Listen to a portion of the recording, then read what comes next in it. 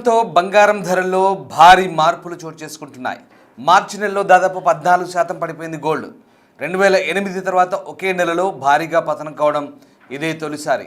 మార్కెట్లో బంగారం అమ్మకాలు పెరగడంతోనే ధర పడిపోవడానికి ఒక కారణం అంటూ విశ్లేషిస్తున్నారు. అమెరికా డాలర్ బలపడడం కూడా మరొక కారణం.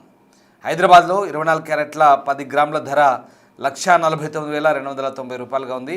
నిన్నటితో పోలిస్తే దాదాపు 1,030 రేటు పెరిగింది. 22 క్యారెట్ల 10 గ్రాముల ధర 1,36,850 రూపాయలుగా కొనసాగుతోంది.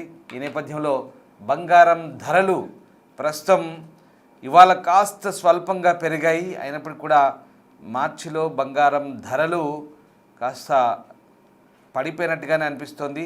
యుద్ధం అలాగే ఉద్రిక్తతలు, పశ్చిమాసియా టెన్షన్ల నేపథ్యంలో బంగారం వెండి ధరలు ఆకాశాన్ని అంటుతాయని అందరూ భావించారు. కానీ వాటితో సంబంధం లేకుండా బంగారం వెండి ధరలు సాధారణంగానే వాటి ధరలకు సంబంధించినటువంటి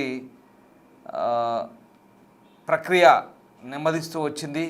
ఇక యథావిధిగా గతంలో మాదిరిగానే వాటి లావాదేవీలు కొనసాగాయి. ఈ నేపథ్యంలో ప్రస్తుతం బంగారం వెండి ధరల గురించి ఆసక్తికర చర్చ అయితే సాగుతోంది. ప్రస్తుతం